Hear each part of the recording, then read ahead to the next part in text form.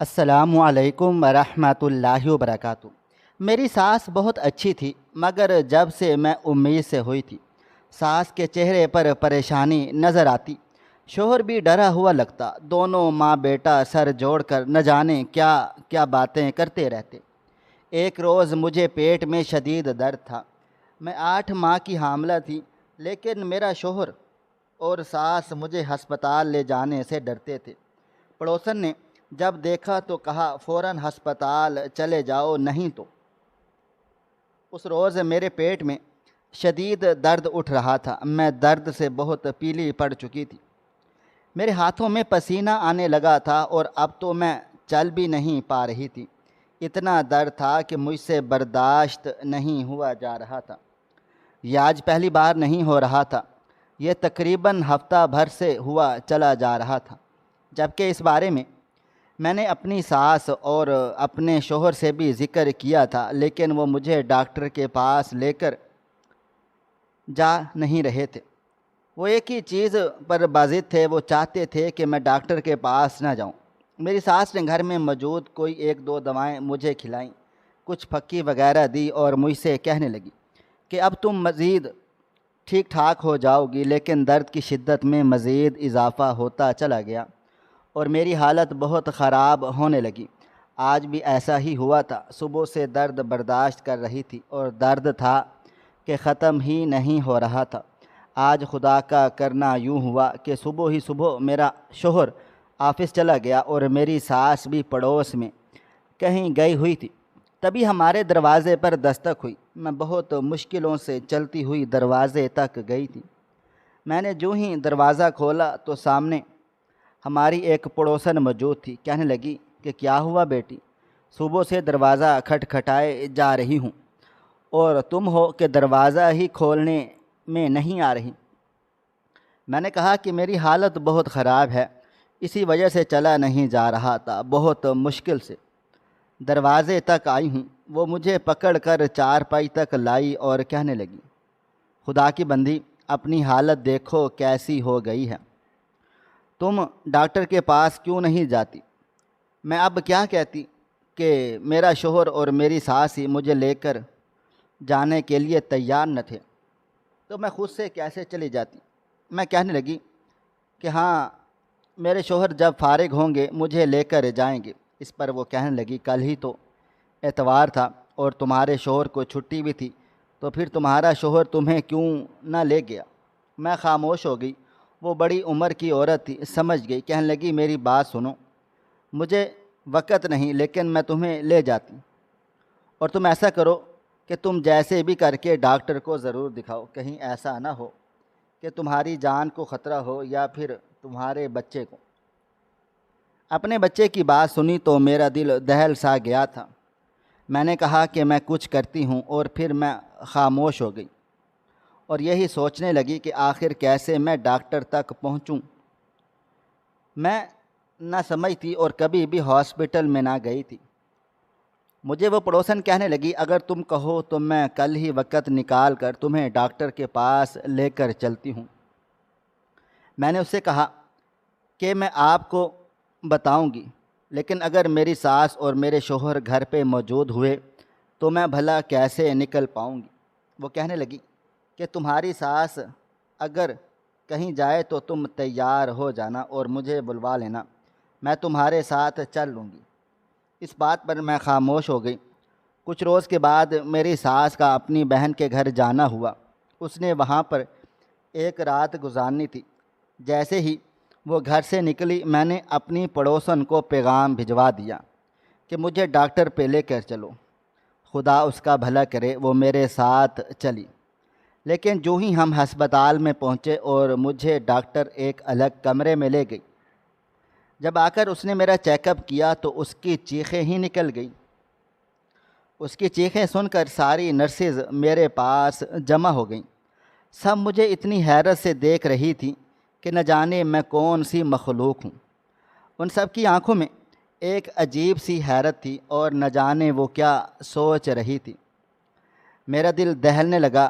تب ہی میں اپنے ماں باپ کی اکلوتی بیٹی تھی، لیکن اکثر جو اکلوتوں کو خوشیاں ملا کرتی ہیں وہ خوشیاں میرے نصیب میں نہ آئی تھیں۔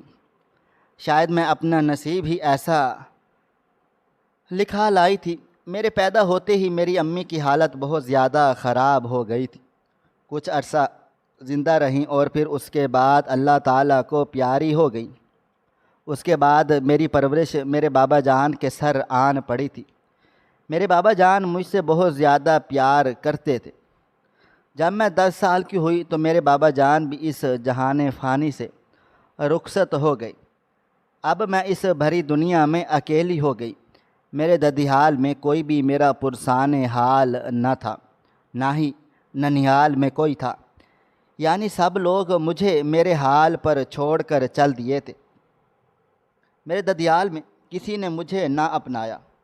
اگر میں بیٹا ہوتی تو شاید کوئی مجھے پال لیتا، اپنے پاس رکھ لیتا، لیکن میں بیٹی تھی، اسی وجہ سے مجھے کوئی بھی اپنے پاس رکھنے کے لیے تیار ہی نہ تھا۔ ہاں، البتہ یہ بات تھی کہ ننیال میں میری ایک خالہ تھی جسے میں بہت پیاری تھی۔ جب کسی نے میری کفالت کا ذمہ نہ لیا تو میری خالہ کہنے لگی کہ اسے میں اپنے ساتھ رکھوں گی، یہ میری بہن کی بیٹی ہے، بالکل میرے اپنے بچوں کے جیسی ہے، میں اسے کبھی بھی یوں اکیلا نہیں چھوڑوں گی۔ یوں میں 10 سال کی عمر میں یتیم ہو کر اپنے خالہ کے گھر آن پہنچی تھی۔ خالہ مجھ سے بہت پیار کرتی تھی، انہوں نے میری ہر ضرورت پوری کی تھی۔ مجھے یوں محسوس بھی نہ ہونے دیا تھا کہ میں یتیم ہوں۔ ہاں، لیکن یہ بات ہوئی تھی کہ میں جب تھوڑی سی بڑی ہوئی تو خالہ کو میری فکر ستانے لگ گئی تھی، جیسے ماؤں کو بیٹیوں کے جوان ہونے کی فکر لگی رہتی ہے۔ بالکل ویسے ہی میں بھی اپنی بلوغت کو چھو رہی تھی اور میری خالہ مجھے یوں دیکھ کر بہت فکر مند ہونے لگی۔ انہوں نے میرا اسکول میں بھی داخلہ کروا دیا تھا۔ ابھی تو میں 5ویں کلاس میں ہی پڑھتی تھی، میری عمر 13 برس تھی، اور انہی دنوں میں میرا ددیال میں سے کچھ لوگوں کے منہ سے یہ سنا گیا تھا کہ اپنے والد کی تمام جائیداد میرے نام ہونے والی ہے، اور میرے ددیال کے لوگ اب مجھے واپس چاہتے تھے۔ لیکن میری خالہ جانتی تھی کہ یہ لوگ وہاں پر مجھے نوکرانی بنا کر ہی رکھیں گے، کیونکہ ان میں سے کوئی بھی میری ماں کو اچھا نہیں سمجھتا تھا۔ اسی وجہ سے تو میرے بالکل یتیم ہوتے ہی ان سب نے مجھ سے منہ پھیر لیا تھا۔ اب جب جائیداد کا بٹوارا ہونے لگا اور باپ کی تمام جائیداد میرے نام ہونے لگی تو سب کو ہی میری فکر ستانے لگ گئی تھی۔ اب تو میرے ددیال کا ایک ایک فرد کہتا تھا کہ سلمیٰ کو ہم اپنے پاس رکھیں گے، اور اس بات کو سن کر میں کافی زیادہ پریشان ہو گئی تھی۔ اپنی خالہ سے میرا بہت زیادہ لگاؤ تھا، میں خالہ کو ہرگز چھوڑ کر نہیں جانا چاہتی تھی۔ ایک روز میرے چچا ہمارے گھر آ گئے اور کہنے لگے، سلمیٰ بیٹا تیاری کرو، میں تمہیں لینے آیا ہوں۔ میں بھلا اپنی خالہ کو چھوڑ کر کیسے جا سکتی تھی، اپنی اس خالہ کو جس نے اتنی مشکل وقت میں میرا ساتھ دیا تھا، بلکہ نہ صرف میرا ساتھ دیا تھا بلکہ اس نے تو مجھے بالکل ایک بیٹی کی طرح بنا کر رکھا تھا۔ اسی وقت میری آنکھوں سے آنسو نکل آئے تھے۔ میں کہنے لگی کہ نہیں چاچو، میں خالہ کو چھوڑ کر کہیں بھی نہیں جاؤں گی۔ میرا معصوم سا ذہن صرف اپنی خالہ کے گرد گھومتا تھا۔ مجھے اب وہ جھڑکیاں اور وہ تھپڑ یاد آنے لگ گئے تھے جب ابو جان کی وفات کے بعد ان سب لوگوں سے میں نے کھائے تھے۔ اب بھلا میں کیسے ان سب کو اپنا دوست مان کر ان کے پاس واپس چلی جاتی۔ میں ہرگز ان کے پاس واپس نہیں جانا چاہتی تھی۔ میں چھوٹی سی تھی، دھن دولت کی مجھے کوئی پرواہ نہ تھی، اور نہ ہی مجھے اس کی سب کی کوئی خاص معلومات حاصل تھی۔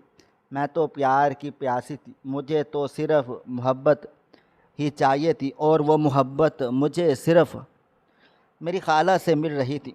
میں اس محبت کی پیاسی اس پیاس کو صرف دولت سے کیسے بجھا سکتی تھی، یا پھر ان بناوٹی رشتوں میں سے اس محبت کو کہاں تلاش کرتی۔ مجھے اپنی خالہ سے دور ہونا بہت مشکل لگ رہا تھا۔ میں جلدی سے اپنے خالہ کے سینے سے لگ گئی اور کہنے لگی، خالہ مجھے کبھی بھی خود سے جدا مت کریے گا۔ لیکن ان لوگوں نے خالہ لوگوں سے بہت زیادہ بحث و مباحثہ کیا اور کہنے لگے کہ ہم تم پر کیس بنا دیں گے وغیرہ وغیرہ، کہ تم نے ہم سے لڑکی چھین کر لے جائیں گے۔ میری خالہ کہنے لگی، اس وقت تو تم لوگوں کو اس کی کوئی پرواہ نہ تھی، اب تم لوگوں کو اس کی یاد کیوں آنے لگ گئے؟ وہ کہنے لگے کہ ہم جانتے ہیں کہ تم نے اسے اپنے پاس کیوں رکھا ہوا ہے، کیونکہ تم اس کی جائیداد کی بھوکی ہو، تمہاری نظر اس کی جائیداد پر ہے جو اس کا باپ اس کے لیے چھوڑ کر گیا ہے۔ میری خالہ کہنے لگی، وہ ساری دولت تم لے جاؤ، مجھے اس کی کوئی فکر نہیں ہے، مجھے صرف میری بھانجی دے جاؤ، یہ میری بیٹی ہے اور میں اسے بیٹی کے علاوہ کچھ بھی نہیں سمجھتی۔ ان لوگوں نے ایسا ٹارچر کیا کہ میری خالہ نے مجبور ہو کر میری 14 سال کی عمر میں ہی اپنے 23 سال کے بیٹے سے شادی کر دی۔ میں تو بہت زیادہ معصوم تھی اور مجھے ان سب باتوں کی سمجھ نہ تھی۔ میری خالہ نے سوچا اگر وہ میری شادی اپنے بیٹے سے کر دیں گی تو ہو سکتا ہے کہ ان سبھی لوگوں کے منہ بند ہو جائیں گے۔ خالہ نے مجھ سے کہا کہ تم ان لوگوں سے کہہ دو کہ تمہیں ان کی دولت کی کوئی ضرورت نہیں ہے۔ میں نے بھی کہہ دیا تھا کہ اپنی دولت اپنے پاس رکھیے، مجھے صرف اپنی خالہ چاہیے، اور یوں میں اپنی خالہ کے ساتھ ہی رہ گئی تھی۔ ہاں، لیکن یہ میرے ساتھ بہت بڑا ظلم ہو گیا تھا کہ 14 سال کی عمر میں مجھ معصوم کی شادی ہو گئی تھی، اور پھر اس کے کچھ ہی عرصہ ہی تو گزرا تھا کہ میری طبیعت خراب ہو گئی، اور میرے شوہر نے جب ایک ڈاکٹر کو بلایا، اور وہ ڈاکٹر میرے شوہر کا دوست تھا، وہ کہنے لگا کہ آپ کی بیوی ماں بننے والی ہے اور وہ آپ کی اتنی چھوٹی بچی سے شادی ہوئی ہے، کچھ تو خدا کا خوف کیا ہوتا، اگر آپ اسے کہیں اور ہسپتالوں میں یا کسی اور ڈاکٹر کے پاس لے کر جاتے ہیں تو آپ لوگوں پر اس کا کیس بھی بن سکتا ہے، اس لیے آپ لوگوں کے لیے بہتر ہے کہ آپ لوگ اسے گھر سے باہر نہ نکالیں، ایسے اثر و رسوخ والے انسانوں تک نہ لے کر جائیں جو آپ پر کیس بنا ڈالیں۔ اسی وجہ سے میرا شوہر اور میری ساس مجھے کہیں بھی کسی بھی ڈاکٹر کے پاس لے کر جانا نہیں چاہتے تھے۔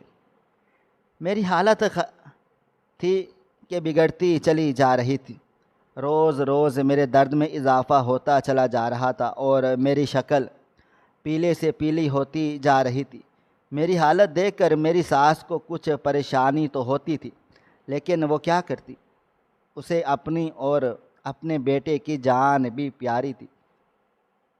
وہ کسی طور پر بھی پولیس کا کیس نہیں بنوانا چاہتی تھی، اس لیے گھر میں موجود ہی کچھ پھکیاں اور دوائیاں مجھے دیتی۔ وقتی طور پر تو کچھ درد میں کمی آ جاتی، لیکن جب اس کے بعد اس کا اثر ختم ہو جاتا تو درد پہلے سے زیادہ ہو جاتا تھا۔ میں نے کئی بار کہا تھا کہ مجھے ڈاکٹر کے پاس لے کر جائیں، میری عمر بھی اتنی تھی، 15 سال کی عمر میں میں ماں بننے والی تھی۔ نہ سمجھی کے عالم میں میرا یہ پہلا تجربہ تھا، میں نے پہلے کبھی ایسا کوئی تجربہ نہیں کیا تھا۔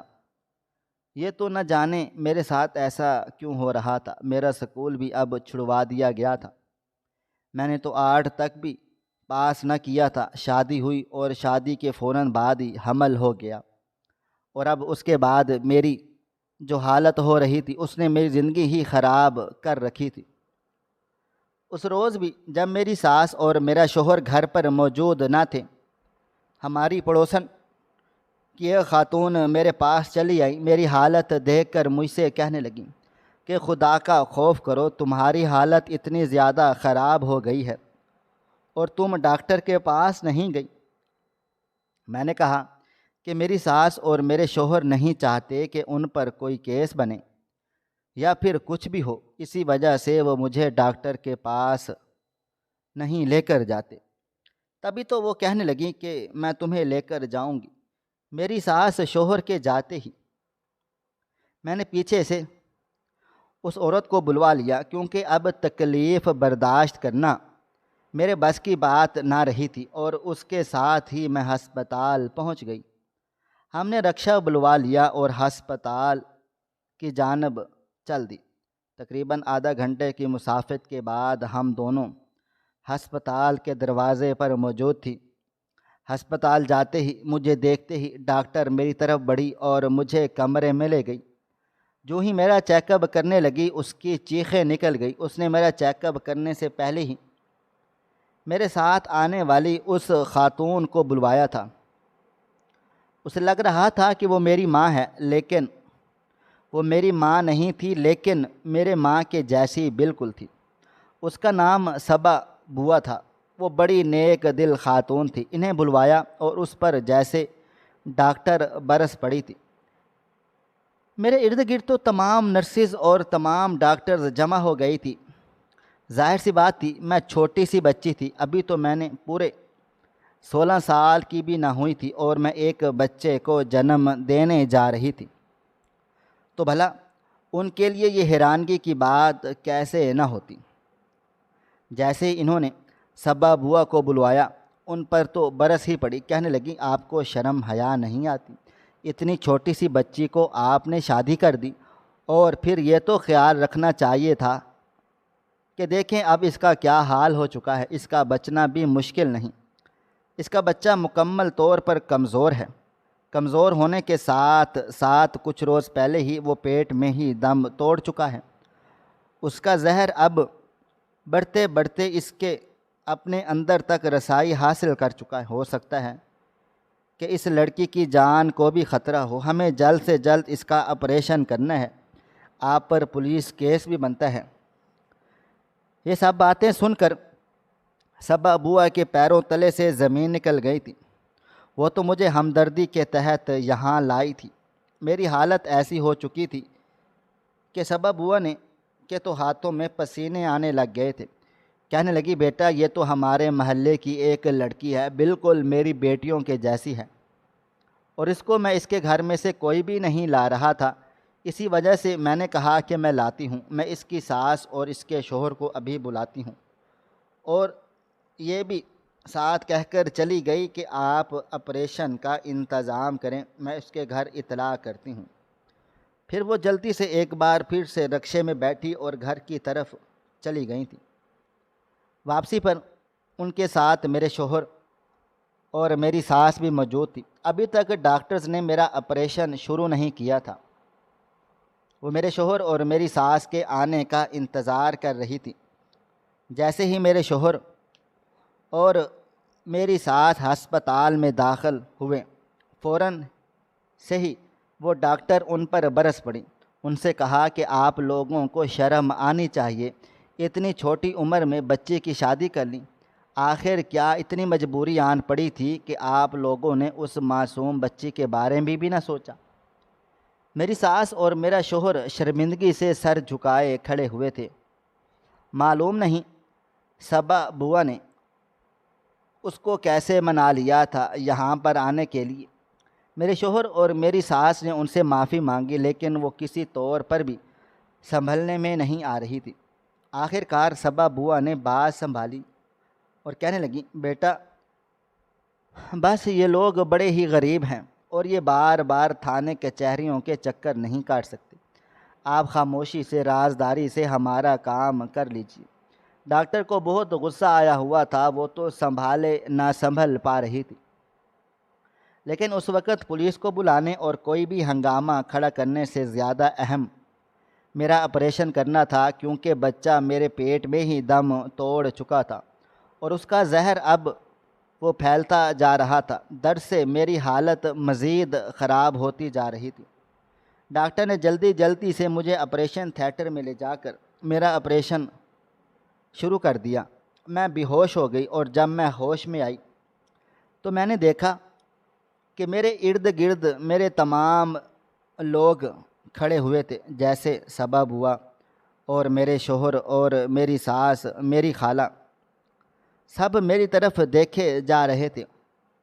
میری خالہ کی آنکھوں میں آنسو تھے۔ ڈاکٹر نے کہا کہ اگر 2 گھنٹے میں مجھے ہوش نہ آیا تو ہو سکتا ہے کہ میں اس دنیا سے ہی چلی جاؤں، لیکن خدا کا لاکھ لاکھ شکر تھا کہ میری جان بچ چکی تھی۔ لیکن میری حالت اتنی خراب ہو گئی تھی کہ میں اٹھ کر بیٹھنے کے بھی قابل نہ تھی۔ میرا آپریشن ہوا۔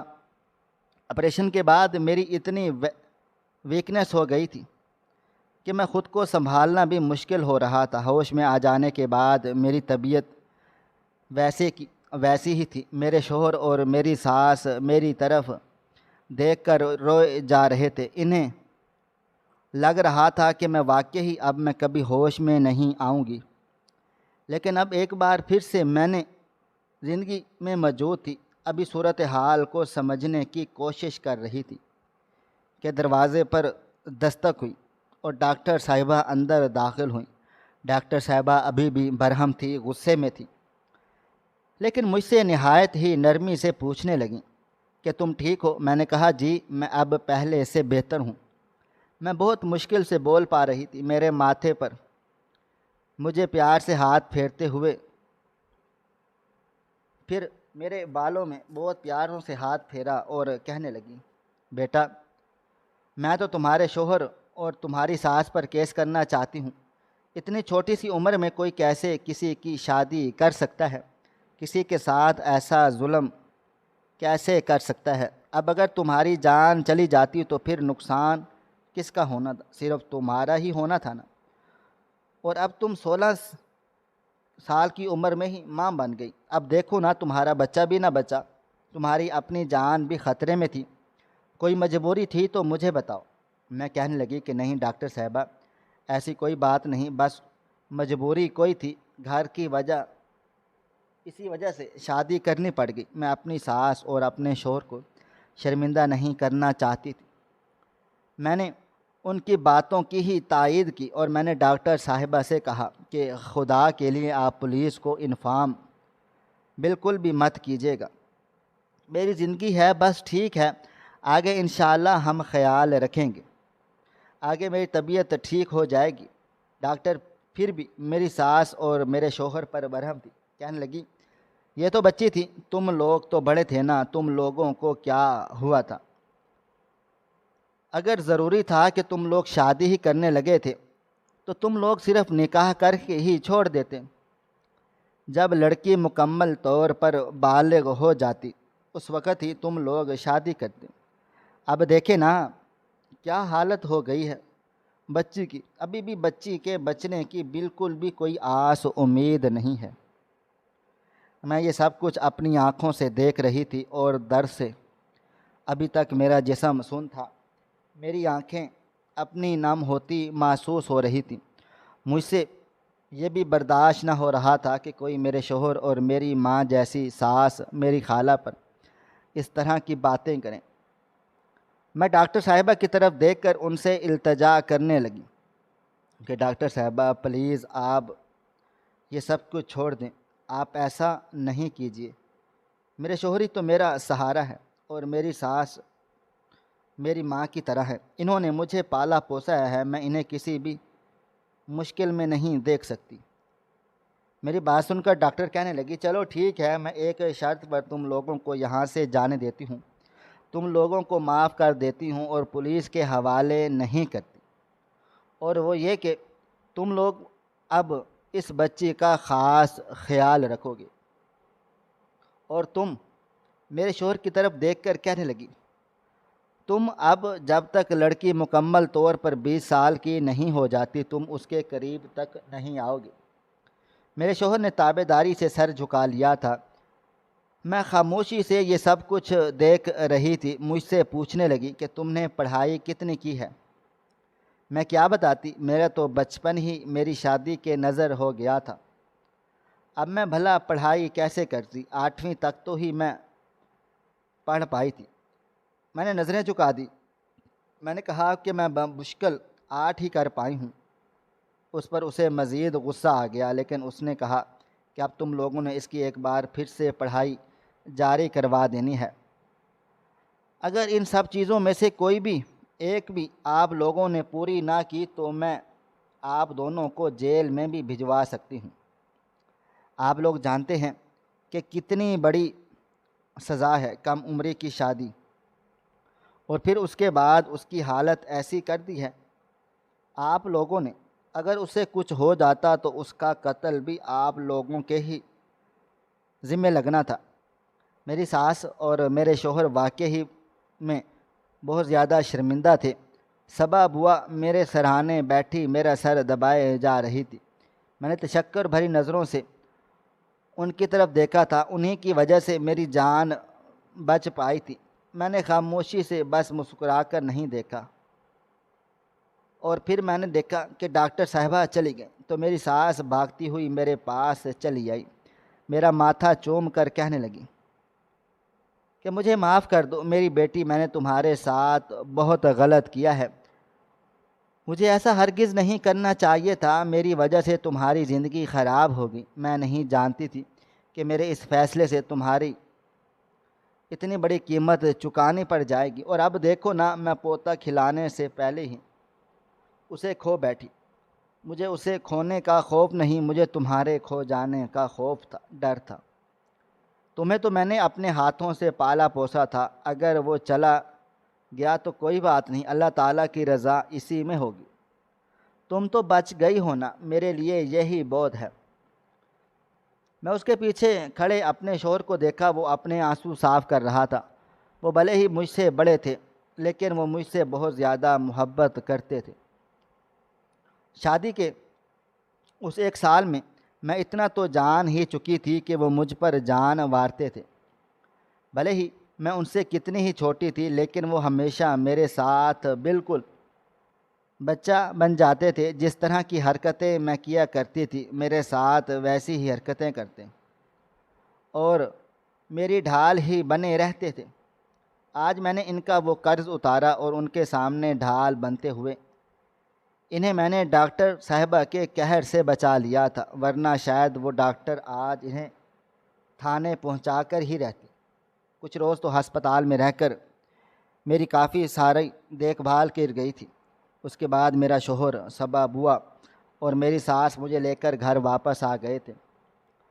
اب اس کے بعد میں اپنی ساس کے کمرے میں رہنے لگ گئی تھی۔ میرے شوہر اب مجھ پر کوئی بھی حق نہ جتاتے تھے، انہیں پتہ تھا کہ کتنی مدت کے بعد انہوں نے میرے قریب آ جانا ہے۔ یہ زندگی کا ایک تجربہ تھا جو ہم سبھی کے ساتھ ہو چکا تھا، ہم اس سے کافی تجربہ حاصل کر چکے تھے اور اب ہم مزید ایسا کچھ نہیں چاہتے تھے۔ انہیں بھی میری زندگی بہت زیادہ پیاری تھی، اسی وجہ سے وہ اب خود کو روکے ہوئے تھے۔ میری عمر 20 سال ہونے تک وہ میرے قریب بھی نہیں آ سکتے تھے۔ ایک بار پھر سے میرے شوہر نے میرا داخلہ کروا دیا۔ میں نے ان 4-5 سالوں میں میٹرک مکمل کیا اور اس کے بعد میں نے ایف اے میں داخلہ لے لیا۔ ایف اے کرنے کے بعد اب میری عمر میری شادی کی ہو چکی تھی۔ یوں ایک بار پھر سے رسم دنیا نبھانے کے لیے میری دھوم دھام سے شادی ہوئی۔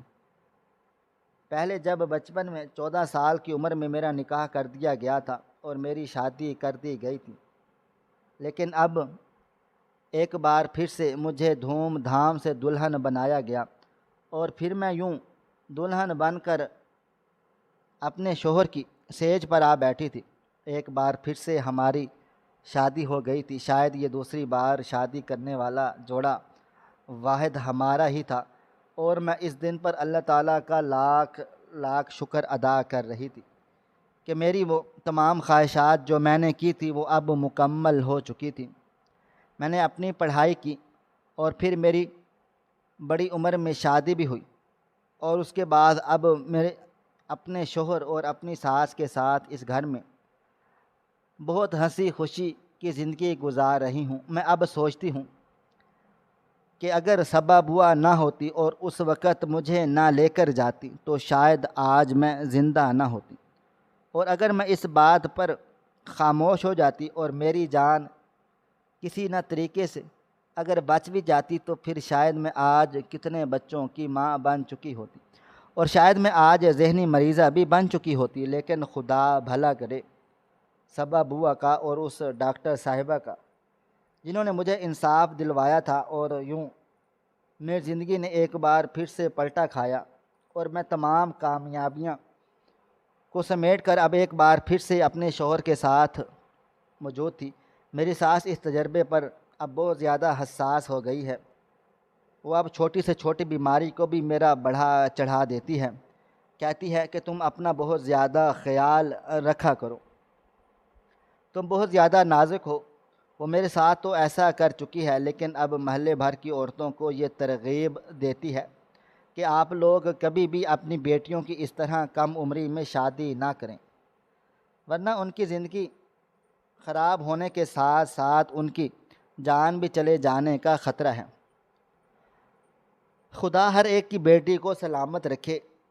بیٹیاں تو بیٹوں سے زیادہ پیاری ہوتی ہیں۔ بے شک میں نے سلمیٰ کو جنم نہیں دیا، لیکن سلمیٰ کو میں نے پالا پوسا بڑا کیا۔ مجھے اس سے بالکل ایسا ہی احساس ہوتا ہے جیسا ایک ماں کو اپنے بچے کے ساتھ میں اسے بالکل بھی پرایا بچہ نہیں سمجھتی۔ وہ میری اپنی سگی بیٹی ہے، میں نے اسی وجہ سے تو اسے اپنے بیٹے کے ساتھ بیاہ دیا ہے تاکہ کوئی اور اسے مجھ سے دور کر کے نہ لے جائے۔ کہتے ہیں کہ عورت حساس ہوتی ہے اور بہت زیادہ حساس ہوتی ہے۔ میں کہتی ہوں کہ اس سے کہیں زیادہ حساس اس کا دل ہوتا ہے، اور ذرا سی ٹھیس پر وہ ٹوٹ سا جاتا ہے، اور وہ کسی کو بھی تکلیف میں دیکھ لے تو اسے چین قرار نہیں آتا۔ میری ساس کے ساتھ بھی یہی سب کچھ ہو رہا تھا۔ انہوں نے مجھے اتنے دکھ تکلیفوں میں دیکھا تھا کہ اب دوبارہ میرے بخار کو بھی بہت زیادہ سر پر سوار کر لیتی تھی، لیکن اب میں بہت زیادہ خوش ہوں اور میری زندگی مکمل ہو چکی ہے۔ میرا شوہر ایک ساتھ دینے والا مرد ہے، اور میری ساس پیار کرنے والی ساس بالکل ماں کے جیسی ہے۔ میں اب یہی دعا کرتی ہوں کہ خدا میری زندگی میں وہ تمام خوشیاں لکھ دے جو میں نے آرزوئیں کی ہوئی تھیں، اور میں نے یہ بھی اب ارادہ کر چکی ہوں، اگر میری بیٹی ہوئی تو میں اس کے تمام خواب پورے کروں گی۔ میں اسے کبھی بھی اس طرح کم عمری میں شادی نہیں کروں گی۔ میں اس کی ڈھال بن جاؤں گی، اور جو حالات کی ماری ہوتی ہے نا، وہ اپنے بچوں کے لیے ایک بہترین ڈھال بن جایا کرتی ہیں۔ میں بھی ایسی ہی ماں بننے والی ہوں۔ میں چاہتی ہوں کہ اب خدا جلد سے جلد میری گود ہری کر دے اور میری زندگی ایک بار پھر سے مکمل ہو جائے۔ مجھے وہ تمام دکھ درد بھول جائیں جو میں نے اپنی زندگی میں کبھی دیکھے تھے۔ میں اپنے بابا جان کا بچھڑنا بھی بھول جاؤں، اپنے بچے کا پہلا کھونا بھی بھول جاؤں، وہ تمام دکھ درد بھی بھول جاؤں، اور ہمیشہ ہمیشہ کے لیے خوش ہو جاؤں۔ اور مجھے یقین ہے کہ یہ خوشیاں اللہ تعالیٰ میری جھولی میں ضرور ڈالیں گے۔ ناظرین، آپ کو ہماری آج کی کہانی کیسی لگی؟ کمنٹ باکس میں اپنی رائے کا اظہار ضرور کریں۔ مزید اس طرح کی سبق آموز کہانیاں سننے کے لیے ہماری ویڈیوز کو لائک کریں، شیئر کریں، اور ہمارے چینل کو ضرور سبسکرائب کر لیں۔ ملتے ہیں کل ایک نئی اور دلچسپ کہانی کے ساتھ۔ اللہ حافظ۔